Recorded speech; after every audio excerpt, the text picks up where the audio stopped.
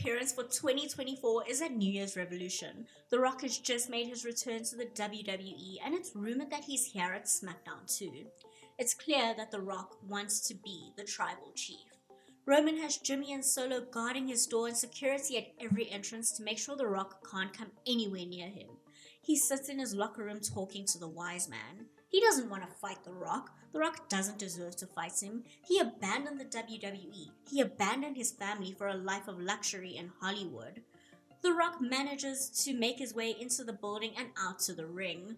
And all he says is, The Rock is always at the head of the table. Fast forward to the Royal Rumble and Roman Reigns retains his undisputed WWE Universal title against Randy Orton, LA Knight and AJ Styles.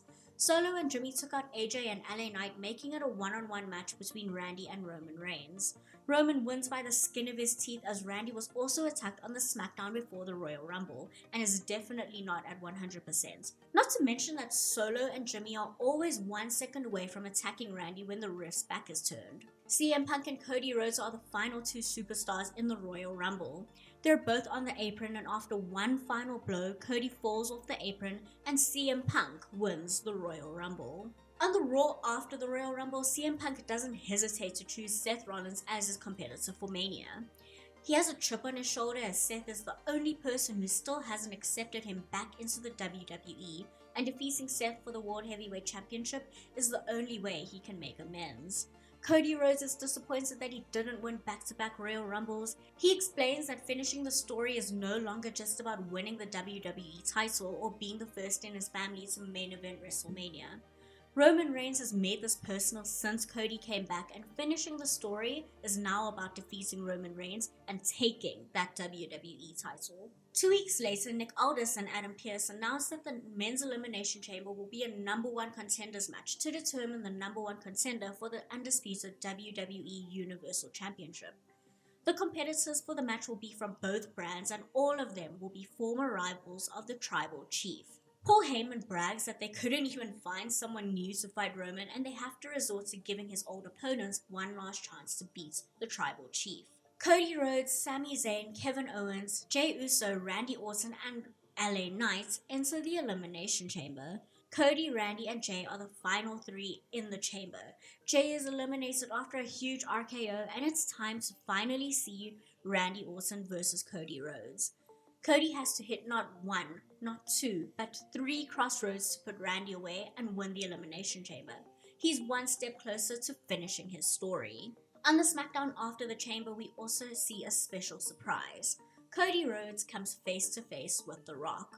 The Rock explains that some things are more important than finishing a story. This is about preserving his family's legacy because Roman has tainted it.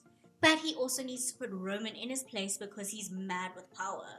Paul Heyman appears and explains that Cody's win is admirable. At least he's earned his way to another shot at the WWE Championship. The Rock, however, has not. So the wise man tries to make a deal. He tells The Rock that they need to have a discussion. The family needs to decide if The Rock is worthy of fighting Roman Reigns. The Rock declines and says that this is the WWE. We don't decide things over dinner and drinks. We decide things in the middle of this ring. The Rock does the respectable thing and tells Cody that he will give him his chance to beat Roman at WrestleMania. He tells Cody to finish the story for his family, but as he's about to explain things further, Solo Sikoa attacks The Rock from behind. He's about to give him a Samoan spike, but Cody saves The Rock and Solo is hit with a rock bottom instead. Now, Roman's starting to go a little crazy because he just wants Cody and The Rock off of his back. He lashes out at Solo because Solo didn't get rid of The Rock and now he's a problem. Paul Heyman tries to talk to Nick Aldis, but before he can say a word, Aldis makes a match official for WrestleMania. The Rock versus Solo Sikoa. The Rock asked Nick about the match and Aldis couldn't refuse. So the SmackDown before Mania, The Rock explains that he needs payback for the sneak attack Solo pulled, but also what better way to earn a match against the Tribal Chief than by defeating the man that Roman has chosen as his heir. WrestleMania is finally here, and on night 1, The Rock defeats Solo Sikoa. Jimmy tries his best to help Solo, but the Bloodline have made a lot of enemies. Jey takes out Jimmy, and The Rock is on his way to the Tribal Chief. On night 2, we finally see Cody versus Roman 2, and this match is emotional. The Rock defeated Solo the night before, and Jay defeated Jimmy earlier in the night, so Roman has no one left to help him in this match. The wise man Paul Heyman does try to distract the ref while Roman tries to grab a chair, but Cody has the last laugh and is ready for this. Cody hits the first crossroads of the match and Roman kicks out.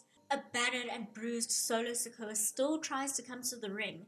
His loyalty to Roman has no bounds, but Jey Uso takes out Solo on the ramp before he can get anywhere near the ring. Cody is distracted by Jey and Solo and turns around into a spear, but he manages to kick out at 2 and immediately goes for another crossroads. Roman dodges and hits a Superman punch for another 2 counts.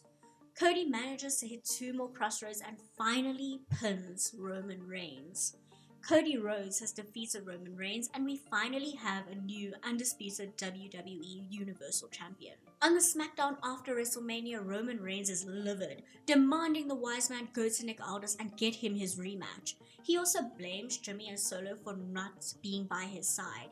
He asks them to leave, and he needs to think about his next move on his own. Roman has now isolated himself from his family, while The Rock has posted on X and Instagram about finally wanting what is rightfully his. Cody Rhodes is now moved to SmackDown, so they are fighting champions on both brands. Before Backlash, Cody offers Roman his rematch, but he wants a fair fight. Nick Aldis agrees, so he doesn't just ban the Bloodline from ringside, but every single member of the NY family. Cody retains at Backlash, and after the match comes face to face with The Rock. But The Rock makes it very clear that he is not there for Cody or for the WWE title. Instead, he points to a fallen Roman Reigns sitting in the corner of the ring. Paul Heyman has already placed the red lei back over Roman's shoulders, and slowly but surely, Roman stands up and stares at The Rock. Over the next month, Roman slowly descends into madness. He's starting to lose everything. First his title, and now he's isolating himself from his family. The family that he provided for the last 3 years. Jimmy is off doing his own thing, and even though Solo is still loyal, he's keeping his distance. Now his title of Tribal Chief is in jeopardy. The Rock returns to SmackDown in June. He says that the WWE title was never his goal, but rather to save his family. For the last 3 years, the family has been ruled by a tyrant. Now it is his time to take his family back. He's already beaten the heir to the tribe in Solo Sikoa, and now he wants to face the tribal chief.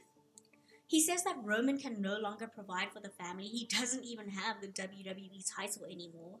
But The Rock has always been able to provide for them, whether he was in WWE or in Hollywood. Roman walks to the ring, but both Paul Heyman and Roman are starting to lose their cool and their confident aura.